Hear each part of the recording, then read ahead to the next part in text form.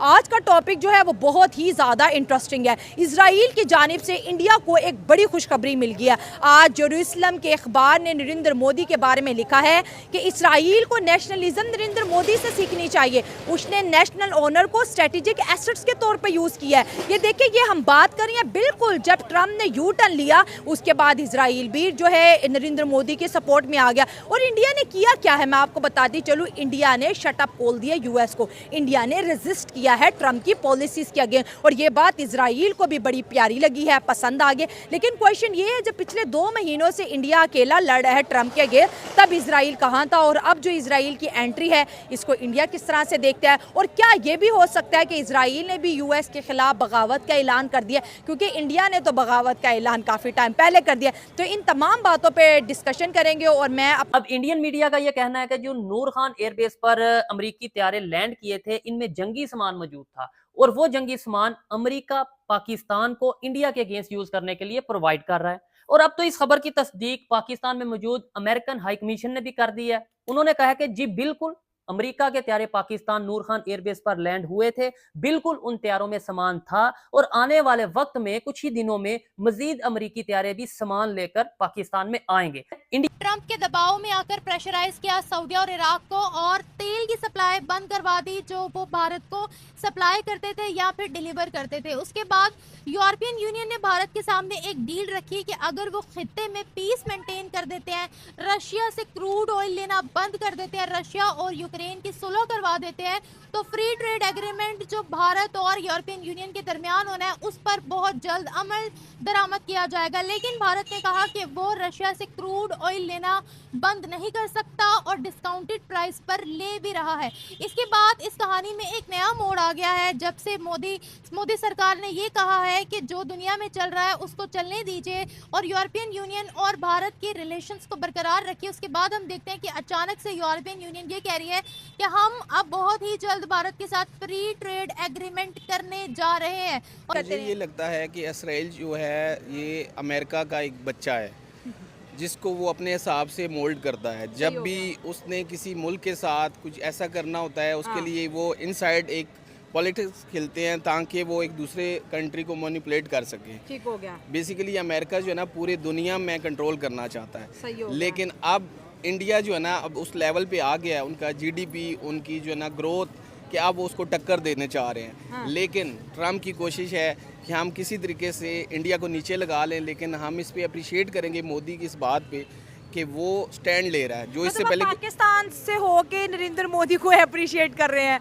क्यों नहीं, बेसिकली मैं उसकी पॉलिसीज़ को अप्रिशिएट कर रहा हूँ जो कि पाकिस्तानी सियासतदानों को सीखना चाहिए कि जब कोई बहादुर भी हो तो अगर आपके ऊपर अपने ऊपर स्किल है आपकी और आपकी ग्रोथ इस लेवल पे आ चुकी है तो आप अपने से ऊपर के भी लेवल के बंदे को कर सकते अगर आप डिलीवर कर सकते हो तो फिर घबराने की जरूरत नहीं है। ठीक है सर, आज इजराइल के अखबार में आया है कि इजराइल को भी मोदी से सीखना चाहिए और किस तरह के उन्होंने वो नेशनलिस्ट पर्सन है और उन्होंने नेशनलिज्म को स्ट्रेटेजिक एसेट्स के तौर पर इस्तेमाल किया। जहाँ पे जापान इतना, देखिए इंडिया से तो जापान 100 साल आगे हैं और जापान ने अमेरिका के आगे घुटने टेक दिए और उनकी डील मान ली कि जैसे अमेरिका कहते हैं हम कर लेंगे।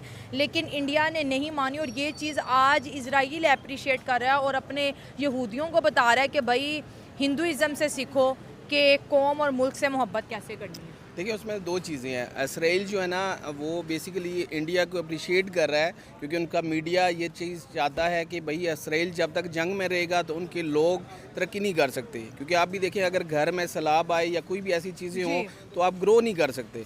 लेकिन अब वही बात है कि इसराइल जो है ना वो अमेरिका के कहने पर चलता है और अमेरिका हमेशा उसका एक ही मकसद है कि पूरी दुनिया को अपने कंट्रोल में रखना और किसी को ऊपर नहीं आने देना। क्योंकि अमेरिका के लिए एक इशू है कि चाइना अगर आगे चल गया विद इन 10 to 15,000 ईयर्स वो इस लेवल पे आ जाएगा कि अमेरिका को टक्कर देगा, जो कि उन्हें लगता है कि अब हमें ये चीज़ नीचे लेके आनी है। ठीक हो गया सर। इसका दूसरा पहलू ये भी है, जो जब ये ख़बर आई अखबारों में और इसके ऊपर जब लोगों ने अपने एनालिसिस पेश किए, लोगों ने कहा इसका एक रुख ये भी हो सकता है कि इज़राइल भी अब अमेरिका की ग़ुलामी से छुटकारा चाहता है, वो भी अब अमेरिका की दादागिरी से तंग आ गया और वो अब अपने इज़राइलियों को समझा रहा है कि अगर इंडिया अमेरिका के ख़िलाफ़ खड़ा हो सकता है तो हमें भी खड़ा हो जाना चाहिए। आपको लगता है कि इज़राइल के अंदर ये चीज़ आई जिसकी वजह से उन्होंने ये किया? देखिए, पहला स्टेप लेना ही मुश्किल होता है। कोई भी यहाँ पे अब यहाँ पे लड़ाई हो रही हो ना, तो अगर आपको लगे कि दूसरा बहादुर है तो पहला स्टेप जो लेता है वही जीता है। अब इंडिया, आप इस चीज़ को माने, हालांकि हमारा दुश्मन है, लेकिन हम उसकी स्ट्रेटजीज़ को, उसकी लीडरशिप को दाद देते हैं कि उसने फ्रंट एंड पे खड़ा हुआ और उसने अमेरिका का मुकाबला किया, जिससे अमेरिका की हार हुई। अब अमेरिका ये चीज़ जहन में रखेगा कि भाई अब ये बोल सकता है तो दुनिया में अब सारे मुल्क इसको देखे देखे बोलेंगे। मतलब हर मुल्क अमेरिका का ऑर्डर नहीं मान सकता, और उसमें वो कह रहे हैं, और इंडिया ने भी अच्छा खासा ट्रम्प को टफ टाइम दिया, और फिर जब वो ये कह दे कि वो तो बड़े अजीम लीडर हैं, तो इसका मतलब है जो ट्रम्प की बात मान के वो अजीम नहीं है, और जिसने ट्रम्प को शट अप बोल दी वो ग्रेट हो गया। देखें, ट्रम्प बेसिकली ट्रेडर है, ठीक है। और वो एलन मस्क, जब इनके इलेक्शन हो रहे थे वहाँ पे भी यही था कि वो अपने मकसद के लिए बातों को चेंज करता है। रात को क्या कहता है, सुबह क्या कहता है, पीछे मकसद उसका होता है, वो पूरा हो जाए तो वो चीज़ें चेंज कर लेता है, अगर मकसद ना पूरा हो तो वो सुबह कुछ और फैसला। फर्स्ट ऑफ ऑल तो मैं समझता हूँ कि ऐसा बिल्कुल नहीं होने वाला। उसकी वजह ये है कि ड्यू टू यूक्रेन वॉर, जो यूक्रेन वॉर है, जब तक ये सम अप नहीं होगी उसके तब तक आई थिंक सो इज़राइल जो है वो ट्रम्प का साथ नहीं छोड़ सकता। और बाकी जो ट्रम्प साहब ने भी कहा है कि मोदी ज़ार ग्रेट आला है, उसकी वजह एससीओ समिट बिल्कुल हो सकता है, because to contain China in the subcontinent, you know, उसका फिर ये होता है कि जब जो इंडिया की जो मेन पॉलिसी है, जो डिप्लोमेसी इंडिया की है, वो है न्यूट्रलिज्म पे बेस्ड करती है। तो हमेशा इंडिया ने ये स्टांस लिया है कि we will never ever make an ally जो हमारे एसेट्स के, हमारे जो कॉरपोरेट इंटरेस्ट हैं उसके ख़िलाफ़ हो। तो जो इंडिया है वो हमेशा उसने वही किया है जो उसकी आवाम के लिए इंडिया नेशनल इंटरेस्ट पे काम नेशनल इंटरेस्ट में उसने काम किया। ठीक हो गया। और जो इंडिया है वो चाइना को भी नहीं छोड़ सकता। उसकी वजह मेन जो है वो एससीओ समिट है, बिकॉज़ जितने भी, अगर हम सब कॉन्टिनेंट्स में जितने हम जो है नेक्सिस देखते हैं तो वो चाइना के सारे साथ हैं, तो इसलिए उसकी मजबूरी है कि एससीओ को ना छोड़ना और चाइना का साथ देना।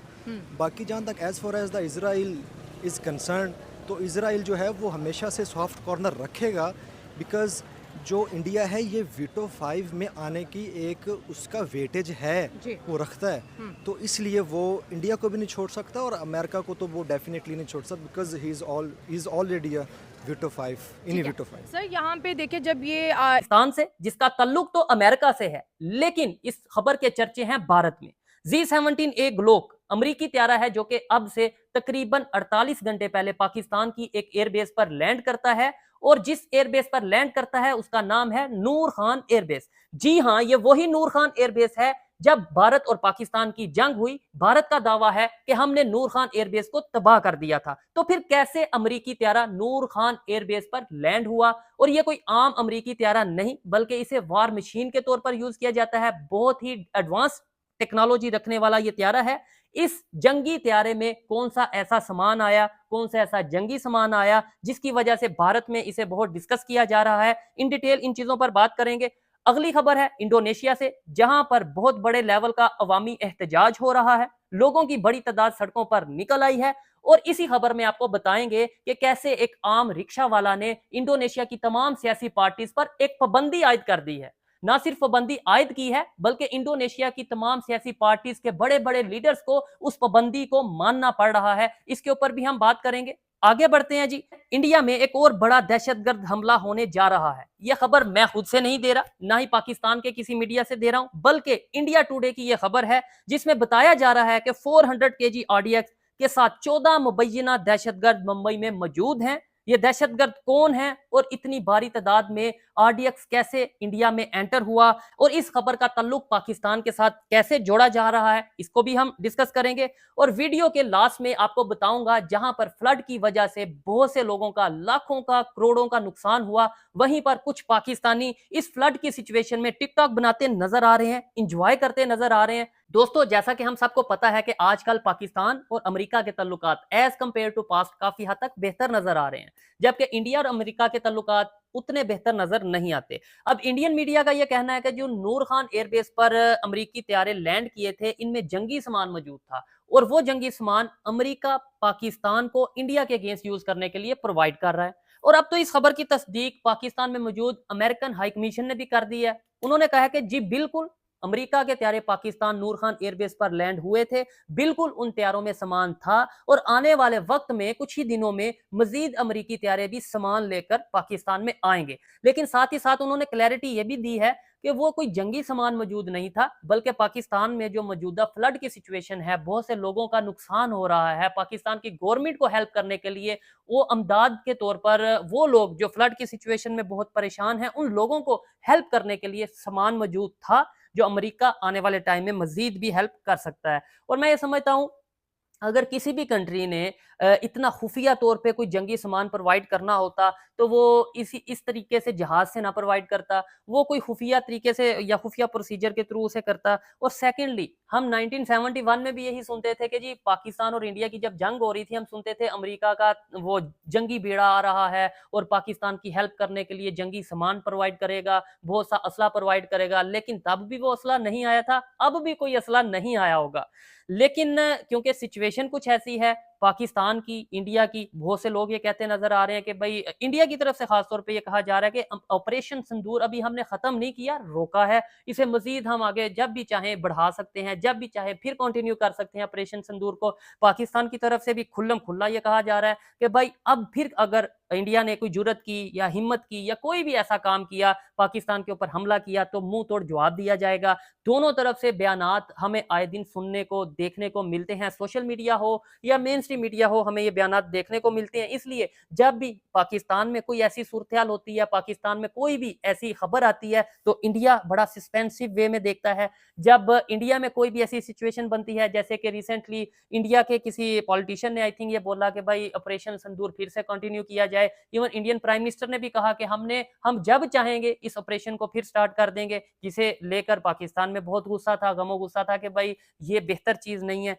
तो मेरी तो ये राय है कि अमेरिका इस टाइम नो डाउट पाकिस्तान के साथ खड़ा है, लेकिन वो इंडिया को भी इतनी आसानी से नाराज नहीं करेगा, ऐसा पॉसिबल नहीं है। इंडिया भी एक बहुत बड़ी मार्केट है, नो डाउट पाकिस्तान इस टाइम डिप्लोमेटिक वे में काफी चीजों पर, काफी जो है वो सिचुएशंस में बेहतर नजर आ रहा है। अब बात करते हैं जी इंडोनेशिया की। इंडोनेशिया में एक बहुत ही बड़े लेवल का प्रोटेस्ट हो रहा है और इस प्रोटेस्ट को कोई सियासी पार्टी या कोई सियासी लीडर लीड नहीं कर रहा, बल्कि एक आम रिक्शे वाला इस प्रोटेस्ट को लीड कर रहा है। बल्कि उस आम रिक्शे वाले ने तमाम सियासी पार्टीज पर, इंडोनेशिया के तमाम सियासी लीडर्स पर यह पाबंदी लगा दी है कि कोई भी सियासी लीडर इस प्रोटेस्ट में शामिल नहीं हो सकता।